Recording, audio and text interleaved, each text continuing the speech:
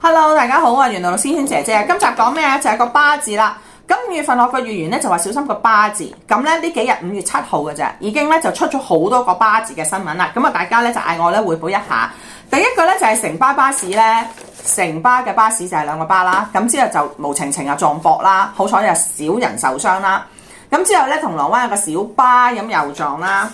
咁好啦，咁之後咧就到呢個神奇啦，就係咧原來咧啲人話連個肥媽個肥字咧都有個巴字。阿肥媽咧就無情情咧就入院，咁佢就話自己檢查，但係咧我就話唔係喎，睇佢個八字似新冠病毒喎。點知佢今日咧佢就話自己真係中新冠，連全家人都中新冠，好辛苦。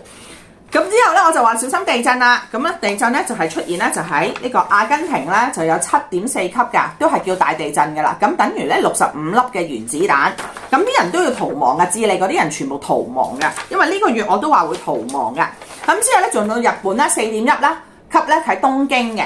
咁咧台灣咧就係一日咧就7次咧就5.9級嘅地震咧，其實咧喺花蓮，花蓮咧就有個海峽叫做巴士海峽。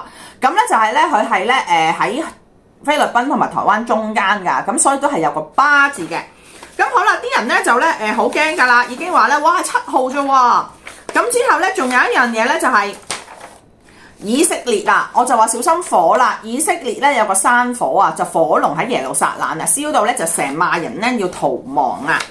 咁之後咧仲有咧美國嘅黃石公園咧就旅遊巴咧就撞呢個貨車，咁啲人咧又係要逃亡，全部人就咁。之後咧仲有一樣嘢咧就係即係人生嘅嘢啦，咁我就話小心個色字啦。咁以色列都要逃亡啦。咁有一個咧，我哋香港咧有一個咧就叫做契爺。咁契爺咧真係有個巴字嘅，咁啊即係阿爸爸契巴啦。